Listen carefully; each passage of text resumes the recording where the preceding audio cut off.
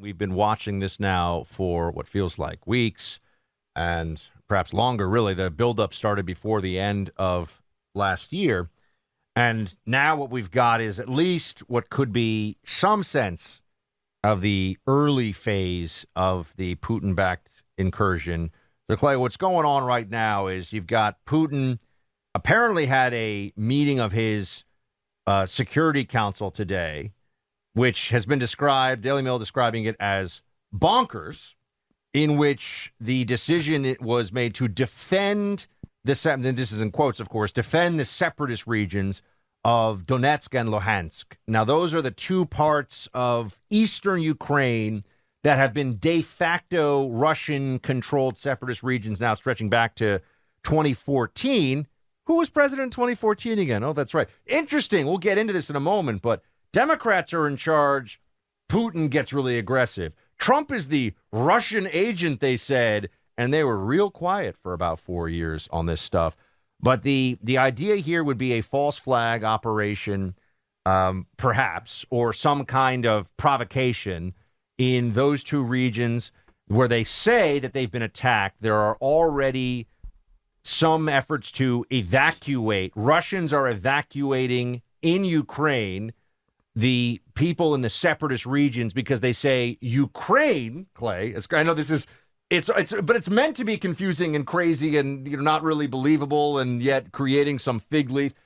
They're trying to pull people out of these regions, so then they say Ukraine is attacking, so then Russia will attack, and this is the whole idea of how they'll then claim to be defending Russian-speaking peoples. We have a very complicated situation. We have a lot of people around the border. Here's the issue. On the outside of this, the only thing that's going to stop it, and I'm not sure anything really can stop it at this point. I think if Putin decides to go in, he's going in. I don't think anyone can stop him, or there's nothing on the table that would stop him right now.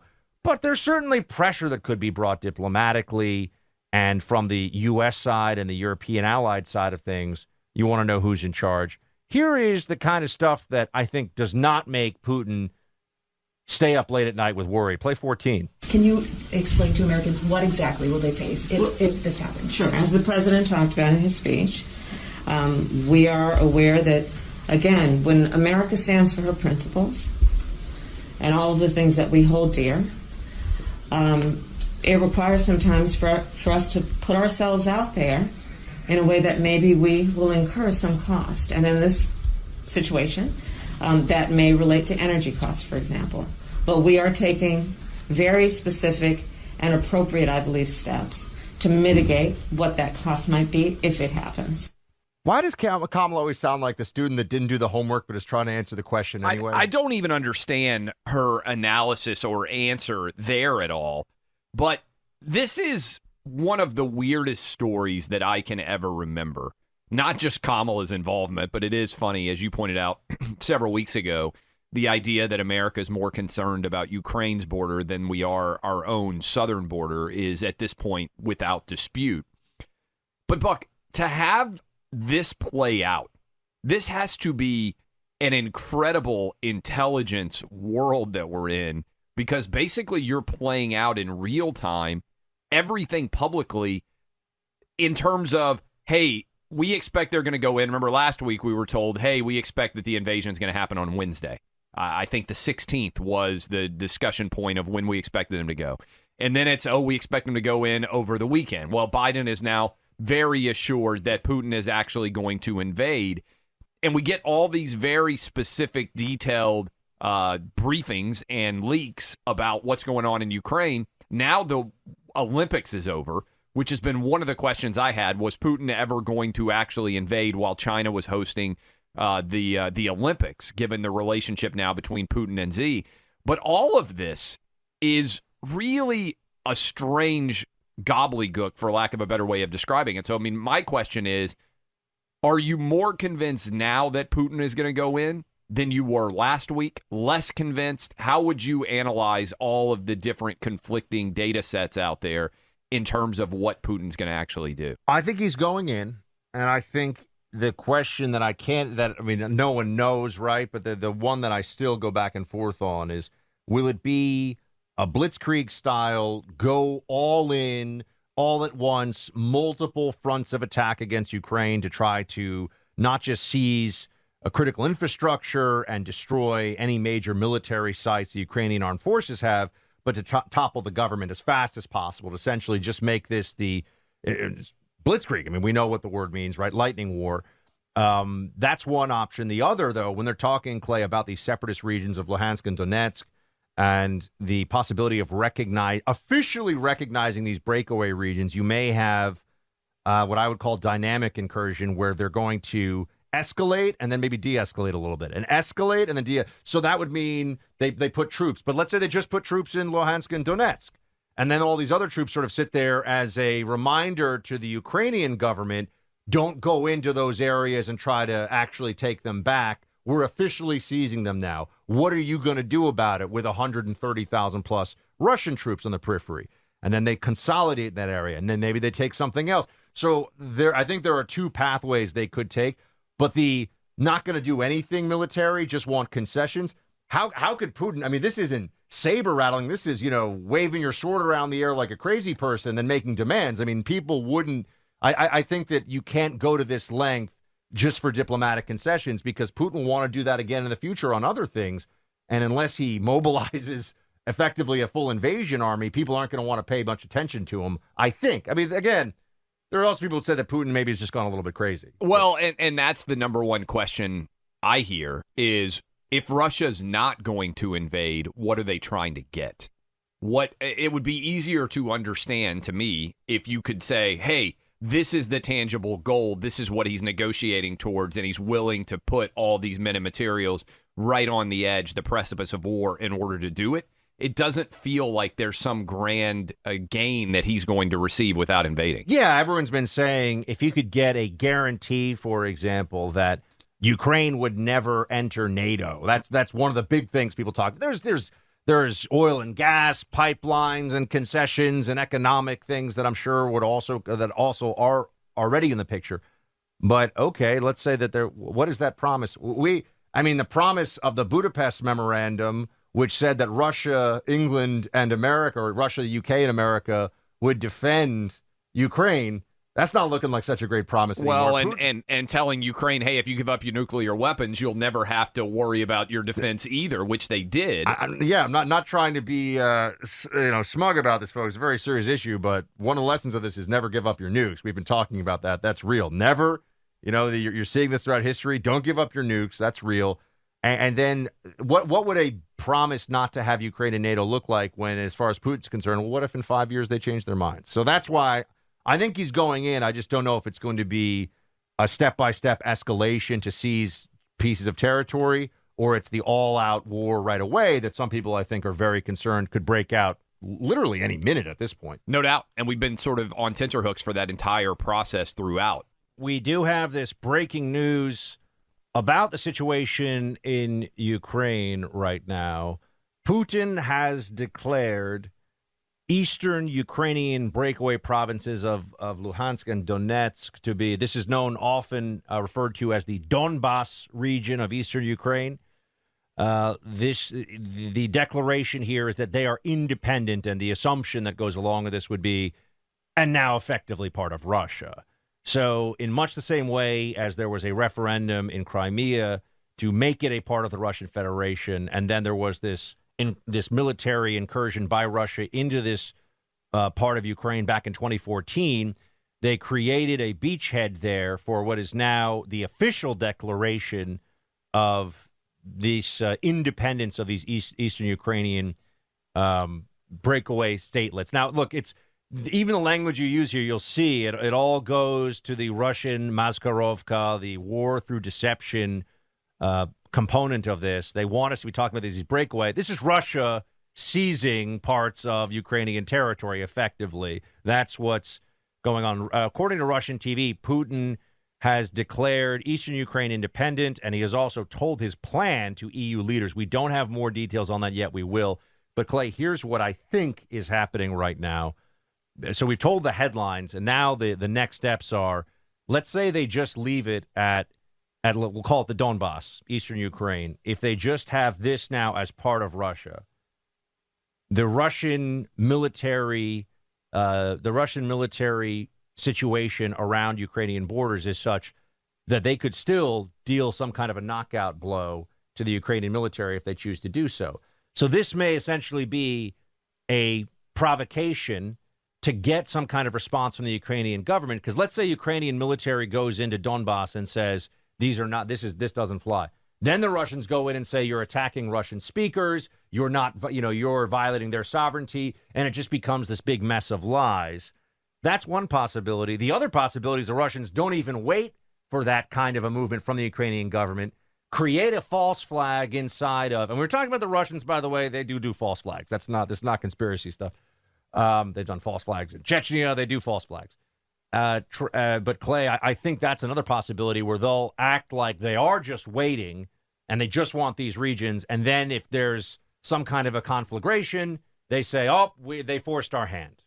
And the question that will be out there is, how long does this form if Ukraine is going to accede in some way to the loss of this territory? And they have been fighting there since like 2014, right? Yep. So, I mean, this has been a tumultuous region, to say the least, already. To what extent does this end this story? How long does this will he or won't he element of the Ukrainian invasion continue in the wake of this? If, again, Putin is going to declare eastern Ukraine independent, theoretically, then all of eastern Ukraine becomes a part of Russia. If that occurs, are we talking about this border region continuing to be on tenterhooks for years to come? Or does this dial back the tension here and lead to a resolution for both sides in some form or fashion? Think about what we would see. Let's assume that it stops more or less here and that the Donbass, or something roughly analogous to the Donbass, which is really the eastern region of Ukraine, obviously all along the Russian border.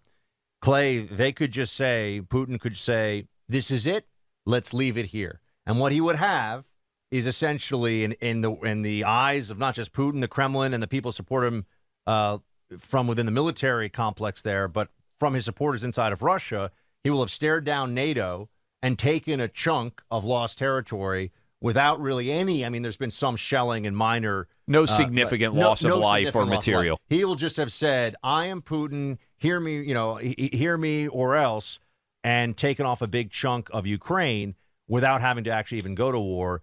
I think where we are right now is that actually sufficient?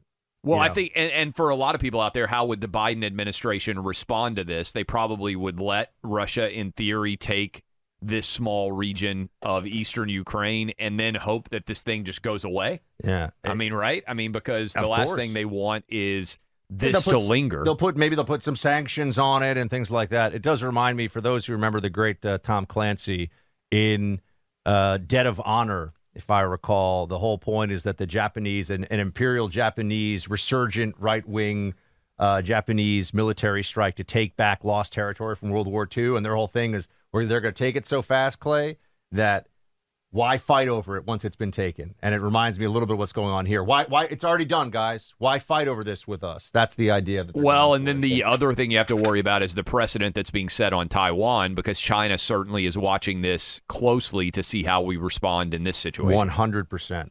Putin is speaking right now on Ukraine. They're calling it tensions up on Fox News. Here is the situation, just to bring everybody up to speed. As we are seeing this in real time, too.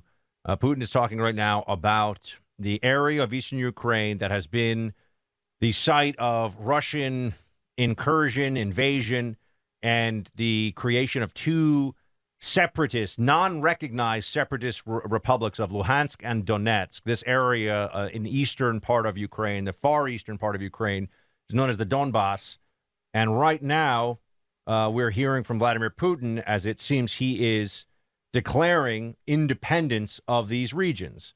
Now, this is a much lesser, right now, escalation than what was perhaps thought would be happening if we had the opening of hostilities, given the size of the Russian military force arrayed along Ukraine's borders. That doesn't mean that this won't escalate very rapidly, though. What will the Ukrainian government do in response?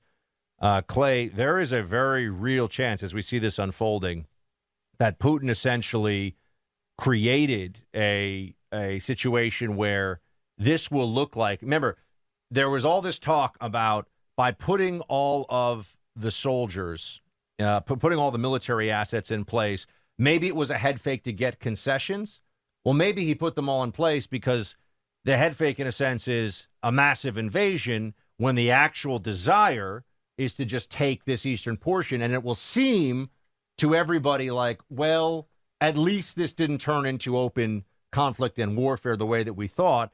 So this may defang. Again, we don't know yet. We don't know what their future plans are. But as it stands right now, this could be a move by Putin to outmaneuver and outplay the European and American response, because if it's not open war, if it's just the declaration of this official recognition and the Ukrainian government doesn't move against them and the Russians don't escalate, then this becomes a de facto reality on the ground. They've been giving out Russian passports in this region for weeks already. So they're creating a reality on the ground of these are Russian speakers and Russian citizens, and we leave it there. That's what could be happening. And to be fair, a lot of these people might well prefer to be Russian, right? In the border region. I mean, something like 85% consider themselves to be of Russian ethnic origin as opposed to Ukrainian.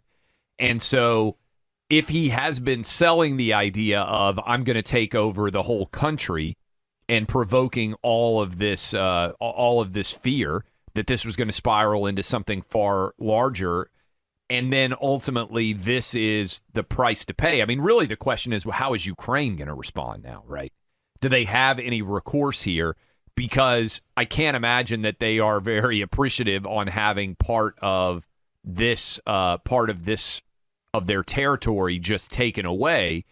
And the question is this going to be enough, or is this a prelude to something more significant going forward?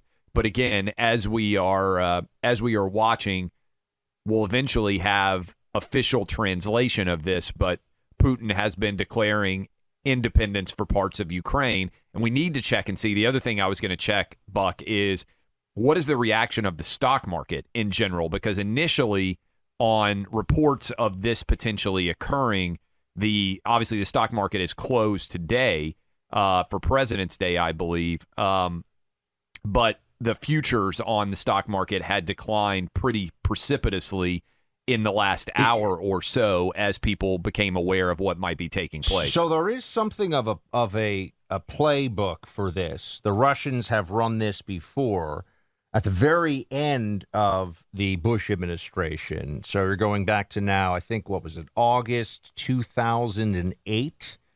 You had this escalation that in a region of Georgia, the country of Georgia, where you had breakaway republics of South Ossetia and Abkhazia. And the Russians it was very similar. There was some shelling and we need to step in here to protect the Russian speakers in the region. And you had these little breakaway republics. And keep in mind that the Russians effectively got their way and got away with this. This is what actually ended up. This was, from their perspective, a success. So it is not really surprising that there is a similar campaign going on here, or a similar play, it seems, being made, as Putin is officially declaring now, as he said, as Fox is translating this, the Western news outlets are translating this in real time. Putin has declared, and he says that Ukraine has always been a part of Russia, that these eastern regions are now independent, Luhansk and Donetsk. Fascinating, Clay. There has been some reporting on in the past who were some of the top officials of these non-recognized, now recognized by Vladimir Putin, of course, breakaway republics. There was actually a dog catcher and a former mall Santa that were running the governments, in essence, or at the very top of the governments of these breakaway republics. The point here being the Russians are running them. They just found local people to pretend to be the Russian puppets, if you will, and try to get all of this set up for what we're seeing right now. Do you believe this lessens or increases tension going forward based on this news happening literally as we are talking at this moment? Is it your indication of, because I'm looking at the stock market, The stock market is down around 2%. The NASDAQ is. The Dow is down a little bit over 1%. Obviously, those aren't monster moves, but it suggests discomfort with what's going on. So you can look at what did we do in response to Crimea? What did we do in response to Abkhazia and South Ossetia? What did we do in response to the initial incursion in eastern Ukraine? Some sanctions, but when I say we, by the way, let's refer to, I don't just mean America, I mean NATO, Europe, the West, not a whole lot, Clay. If it stops here, yeah, there'll be sanctions, there'll be diplomatic wrangling, but Putin gets this part of Ukraine back for the Russian Federation without actually having to fight, which is a huge win for him. So what are the responses going to be here? Diplomatic and sanctions, that's it. Obviously, no one's suggesting right now in this country or NATO is going to go in and do anything about these breakaway republics. If they leave it here, Putin might walk away with a win. But then the question is, how long lasting is that win? How long does that last? What's the next stop? Is the alligator going to want to bite off more of Ukraine next? That's the problem, or the Russian bear, as the case may be. That's the question that we'll be faced with. But if it stops right here, man, this might be Putin outplaying his Western counterparts and getting his way like a cunning thug.